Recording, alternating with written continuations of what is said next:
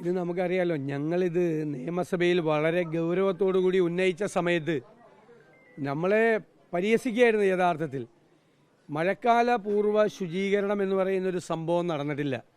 കേരളത്തിൽ മാലിന്യ നീക്കം നടക്കുന്നില്ല. ഇപ്പോൾ ജോയിയുടെ തിരോധാനവുമായി ബന്ധപ്പെട്ട് എത്ര ടൺ മാലിന്യമാണ് അവിടെ നിന്ന് നീക്കിയത്? അപ്പോൾ ഇവർക്ക് ചെയ്യാൻ പറ്റുമല്ലോ. ഇവർ ചെയ്തില്ല. കോർപ്പറേഷനും റെയിൽവേയും തമ്മിൽ സംഘർഷമുണ്ടെങ്കിൽ അത് ഒത്തുതീർപ്പാക്കേണ്ടത് സർക്കാരല്ലേ?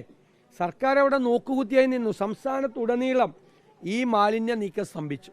അതിൻ്റെ ഭാഗമായി വ്യാപകമായി പകർച്ചവ്യാധികൾ പടർന്നു പിടിക്കുകയാണ്. ഞങ്ങളിത് പറഞ്ഞപ്പോൾ ആരോഗ്യമന്ത്രി നിയമസഭയിൽ ഇത് പറഞ്ഞു, ഇതെല്ലാം പറഞ്ഞു. അപ്പോൾ പറഞ്ഞു ഇത് സാധാരണ സംഭവിക്കുന്നതാണ്. എന്നിട്ട് UDF ഗവൺമെൻറ്റിൻ്റെ കാലത്ത് ഇങ്ങനെയൊക്കെ ഉണ്ടായെന്ന് പറഞ്ഞു. അതാണോ ഇപ്പോൾ ഉള്ളത്? വ്യാപകമായ പകർച്ചവ്യാധികളാണ് സംസ്ഥാനത്തുടനീളം.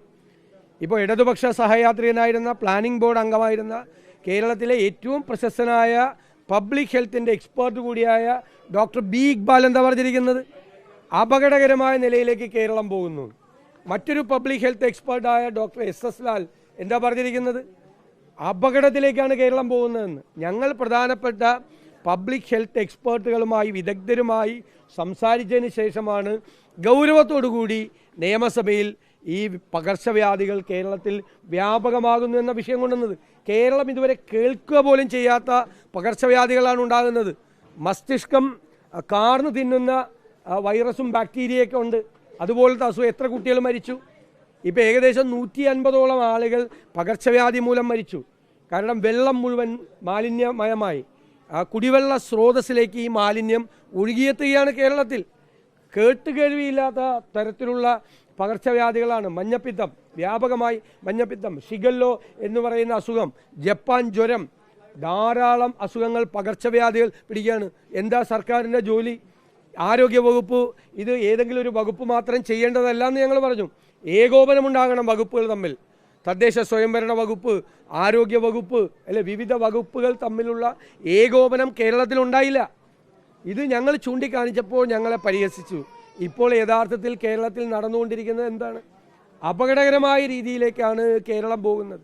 ആരോഗ്യരംഗത്ത് ഒരുപാട് നേട്ടങ്ങൾ ഉണ്ടാക്കിയ ഈ സംസ്ഥാനത്തെ അപകീർത്തിപ്പെടുത്തുന്ന തരത്തിലാണ് ഇതെല്ലാം പോകുന്നത്. ഗവൺമെൻറ് നോക്കുകുത്തിയായിരിക്കുകയാണ്. മെഡിക്കൽ കോളേജിൽ എത്ര ലിഫ്റ്റിൽ ആൾ കുടുങ്ങിക്കിടന്നിട്ട് പോലും അറിഞ്ഞില്ല. ആരാണ് ഇവിടെയൊക്കെ നോക്കുന്നത്?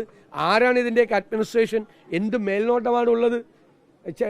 ചെറുവിരൽ ഓപ്പറേറ്റ് ചെയ്യാൻ പോയപ്പോൾ നാക്ക് ഓപ്പറേറ്റ് ചെയ്ത മെഡിക്കൽ കോളേജാണ്. എന്തെല്ലാം സംഭവങ്ങളാണ് ഓരോ ദിവസം റിപ്പോർട്ട് ചെയ്യുന്നത്?